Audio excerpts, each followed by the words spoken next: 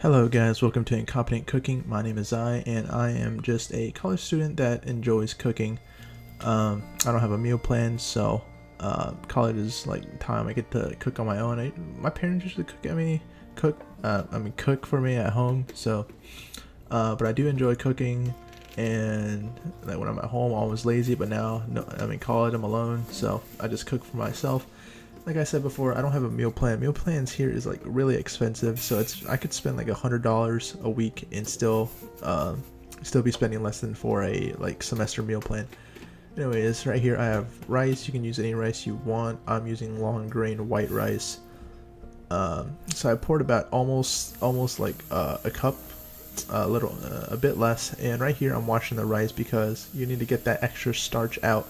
I'm gonna be cooking in a rice cooker, so that extra starch will just, obviously make your rice all starchy, and that extra starch will also cause like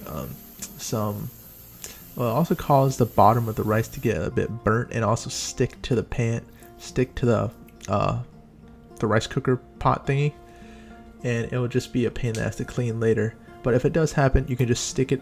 You can just like soak the pot with the sticky rice at the bottom and just soak it in water for a little bit, and then come back like 30 minutes later, and it'll be really easy to clean. It'll be much easier to clean off. So I'm going to be using this rice cooker. While it cooks, it's going to take around 20-25 minutes. So right here I'm going to be preparing the rest of the ingredients. I'm using half a white onion. Well, I mean, not half a white onion, a quarter of a white onion. And then you peel the outer layer off because that's pretty much inedible. It's pretty nasty. People have been touching on that outside, so get the inside part. Make sure you wash your vegetables too, because there might be dirt or whatever on there. Oh shit. Alright, so right here I'm cutting it like pretty long strands. You can dice your onion if you want, but I prefer to have it in bigger pieces because I actually like I rather have the taste of onion. When you cut it into small pieces, you won't really taste it as much, so that is really all personal preference. I'm a fan of onions. So I'm done here. I'm gonna be using 2 cloves of garlic, to enhance the flavor. Garlic here.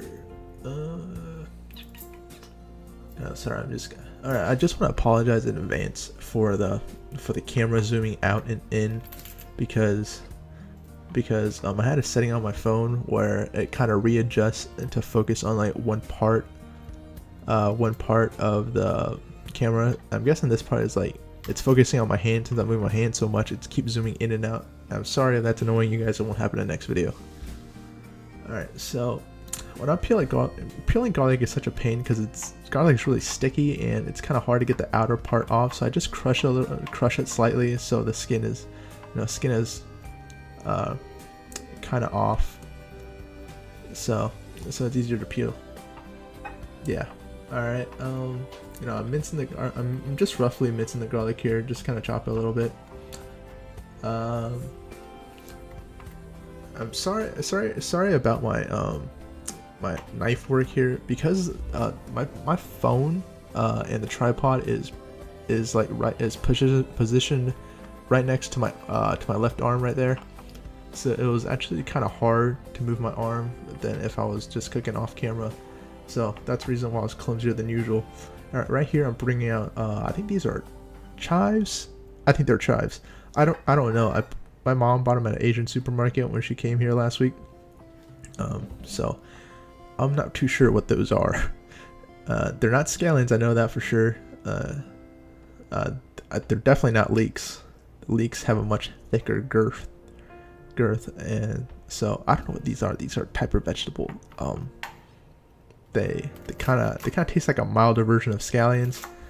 So I don't know what to call that. I don't know what to search that. So it's probably in that family. And right here, the tripod's also getting in the way since like it's such long pieces of vegetable.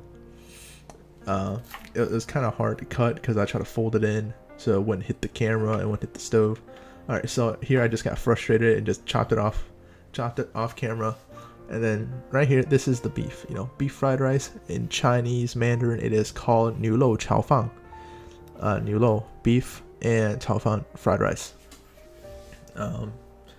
So I'm just gonna cut these into like half inch pieces. So man, I really probably should have fast forwarded this part. Now you just see me cut beef for the like next a minute. So alright, right here, like you can do Gordon Ramsay's like method of cutting, where you play the placeholder hand, one finger in the front, two fingers in the back. That doesn't really work for me that well because and like I'm just bad at it. So I just fold all 4 fingers in and then hold it like that. Just make sure you don't, you know, as long as your fingers aren't getting in the way when you're chopping, like you chop your nail off or something like that. Alright, here, you just wait for the pan to get hot before you put your oil in. So, you know, you just kind of wave your hand on top of the pan to know when it's, you know, you obviously judge. If it's hot, you just put the oil in.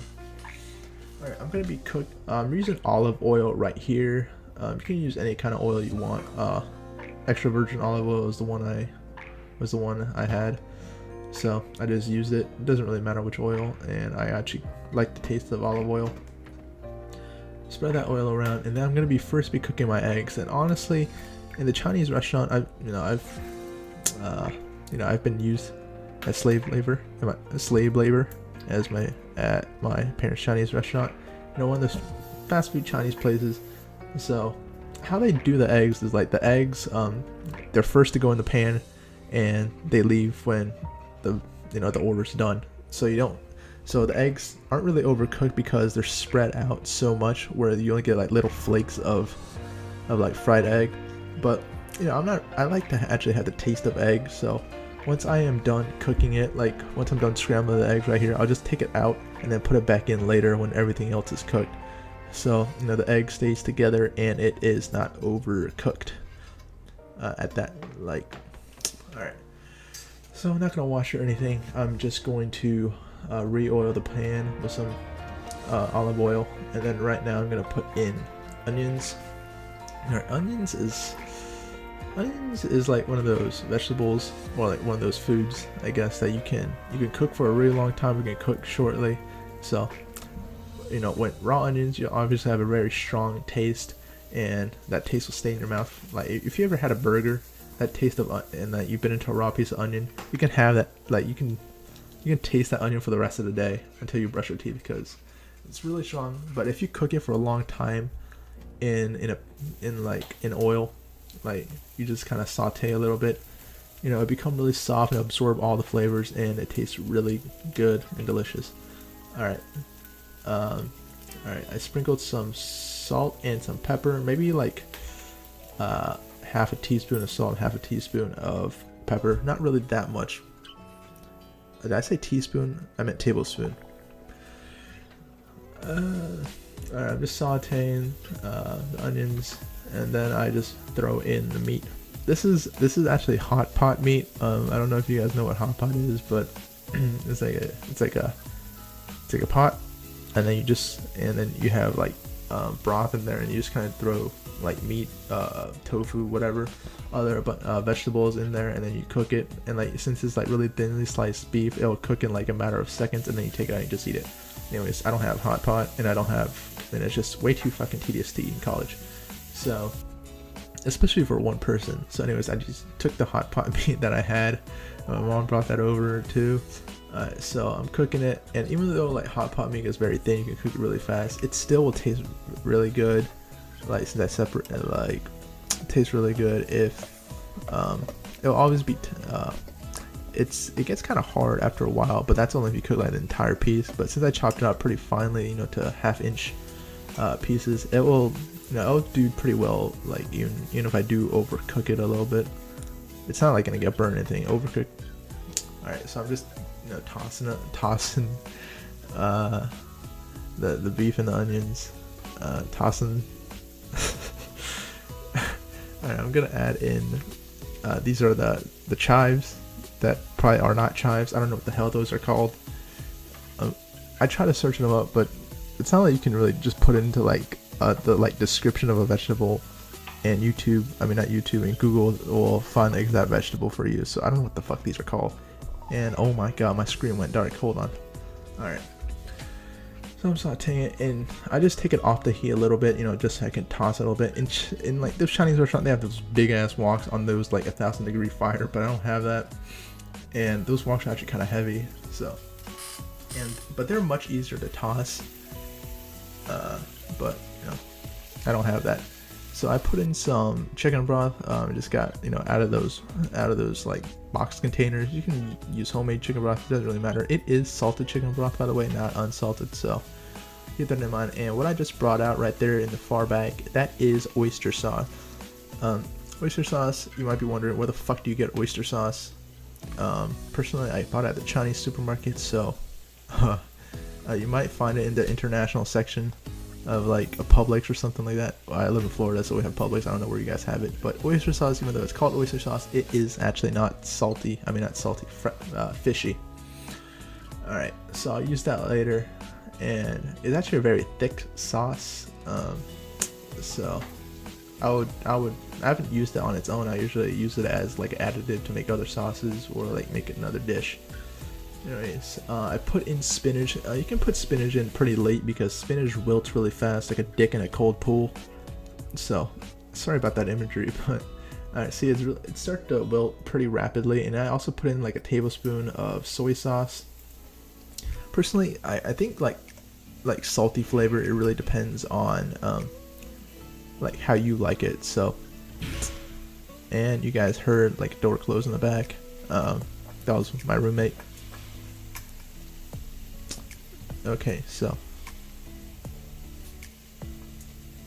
okay, I'm getting kind of confused because I can't tell if like it's actually happening right now or if it's in the video.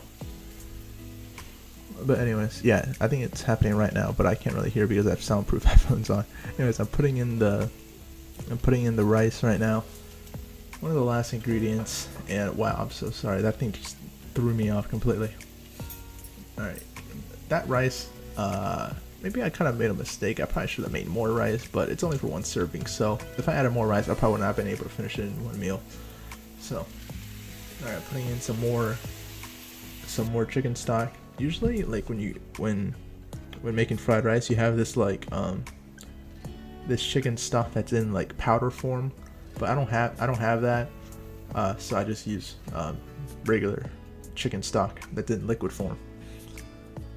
Alright, and I cut off a piece of butter, and that butter will just make a very add a little like a nice aftertaste in there, which I really like.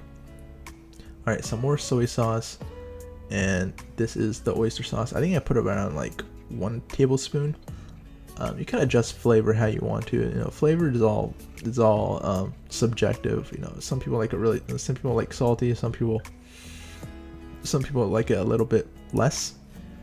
It's all about, I don't know, it's all about your taste preference. So salt, you can like salty flavor, you can always add more to make it fit. But if you add too much and then later on you taste it and you're like, oh wait, this is too fucking salty, you just kind of ruin it. You can't really fix that unless you add like a bunch of water, and watery fried rice is not good. All right, I added in an egg, and the dish is basically almost done. Just kind of cook it a little bit more, let the flavors combine between all the ingredients. Put in some more salt, and I think I tasted it right here, and I was like, it was a bit too bland for me, so I put in about half a tablespoon of oyster sauce, and right there, toss it a little bit, and then it is basically done. And this is me plating the dish. So I hope you guys enjoy this video. I can't believe I was able to talk for like 14 minutes straight, just me yapping it over and over again.